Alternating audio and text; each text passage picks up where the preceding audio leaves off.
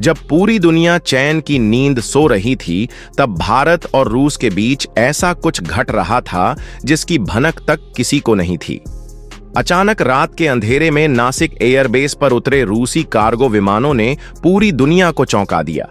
ये कोई आम विमान नहीं थे, बल्कि इनमें था रूस का अत्याधुनिक और दुनिया के सबसे खतरनाक 5th generation fighter jet Su-57। Bharat की धरती पर इन विमानों की आहट ने न केवल अमेरिका जैसे महाशक्ति को हिला दिया, बल्कि चीन और पाकिस्तान जैसे विरोधियों को भी सांसत में डाल दिया।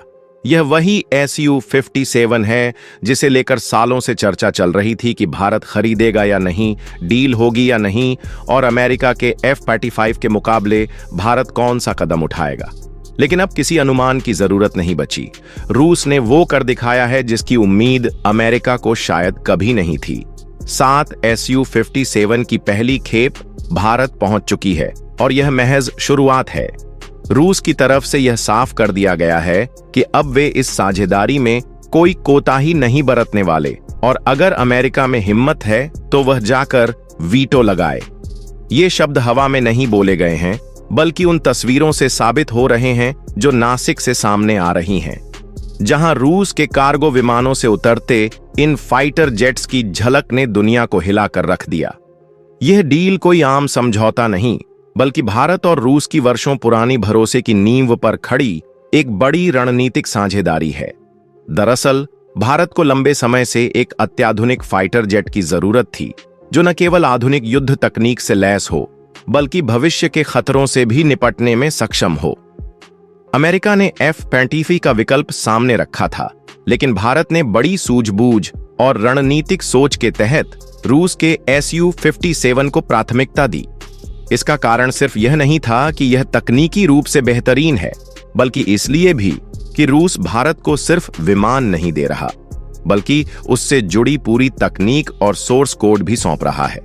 और भारत के लिए इससे बड़ा फायदा और क्या हो सकता है कि वह अपने वॉरहेड, अपनी मिसाइलें और अपने radar system in fighter jets में फिट कर सकता है। 7 Su-57 भारत आ चुके हैं, लेकिन अभी यह पूरी तरह ऑपरेशनल नहीं है।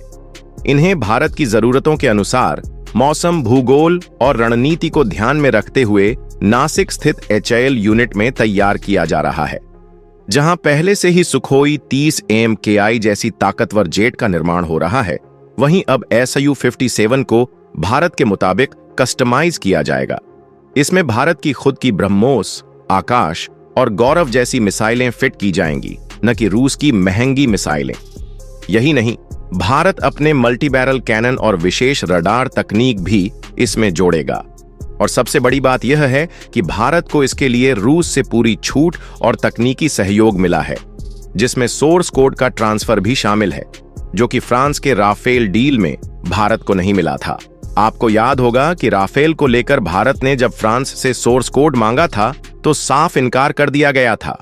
भारत को अपने वॉरहेड लगाने में अड़चन आई थी, लेकिन रूस ने भारत के साथ अपने रिश्तों को इतना प्रगाढ़ बनाया है कि उसने न केवल Su-57 दिए हैं, बल्कि भारत को इसका पूरा ब्लूप्रिंट और तकनीकी डेटा भी सौंपा है। यह केवल एक डील नहीं, बल्कि भारत को सुपर पावर बनने की दिशा में रूस की ओर से दिया गया हथियार है। भारत को इस समय कुल मिलाकर 42 Su-57 मिलने हैं, जिनमें से पहली खेप में 24 और दूसरी में 18 आने थे। लेकिन भारत ने मांग की कि डिलीवरी चरणबद्ध हो, ताकि जल्द से जल्द कुछ विमान ऑपरेशनल बनाए जा सकें। रूस ने इस मांग को गंभीरता से लिया और 7 Su-57 भेज दिए, जो आने वाले महीनों में पूरी तरह लड़ाकू स्थिति में आ जाएंगे। इनका इस्तेमाल भारत न केवल अपने आसपास के खतरों से निपटने के लिए करेगा, बल्कि यह चीन जैसे देशों को भी सख्त संदेश देगा कि भारत अब हवा में किसी से कम नहीं है।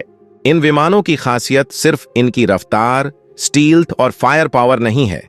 इनकी सबसे बड़ी ताकत है इनका स्टील्थ डिजाइन, जो इन्हें दुश्मन के रडार से छिपा लेता है। इन पर वॉरहेड्स बाहर की तरफ नहीं लगे होते, बल्कि यह विमान के अंदर छिपाए जाते हैं और जरूरत पड़ने पर एक खास कंपार्टमेंट से बाहर आकर हमला करते हैं। यानी ये विमान युद्ध क्षेत्र में पहुंचने से पहले ही अदृश्य रहते हैं और हमला करते समय अचानक प्रकट होते हैं। इसी तकनीक को भारत अब खुद विकसित करने जा रहा है ताकि अपनी मिसाइलें, चाहे ब्रह्मोस हो या गौरव ग्लाइड बम, इन विमानों के अंदर सटीक तरीके से फिट की जा सकें। भारत के रक्षा विशेषज्ञों का मानना है कि यह डील न केवल भारत की सुरक्षा को मजबूत करेगी, बल्कि भारत को आत्मनिर्भर बनाने की दिशा में भी एक बहुत बड़ा कदम साबित होगी, क्योंकि अब भारत रूस पर निर्भर नहीं रहेगा, बल्कि खुद अपनी जरूरत के हिसाब से इन फाइटर जेट्स को विकसित करेगा और संभव हुआ तो आने वाले समय में भारत इनका निर्माण भी अपने देश में शुरू कर देगा। इस डील का एक और अहम पहलू यह है कि रूस अब भारत से वॉरहेड खरीदने में रुचि दिखा रहा है।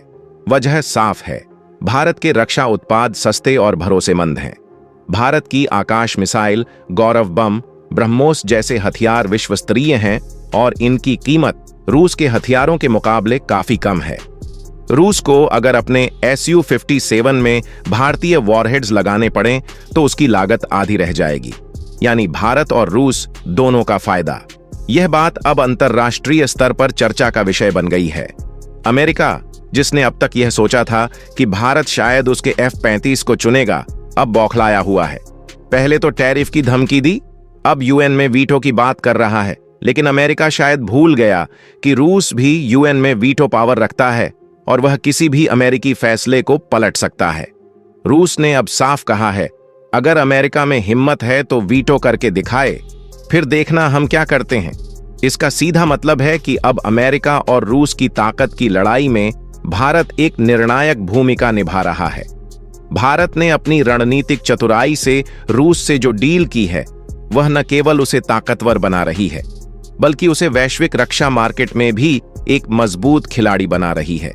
आने वाले समय में भारत न केवल फाइटर जेट्स बनाएगा, बल्कि उनमें इस्तेमाल होने वाले हथियार भी दुनिया को बेचेगा।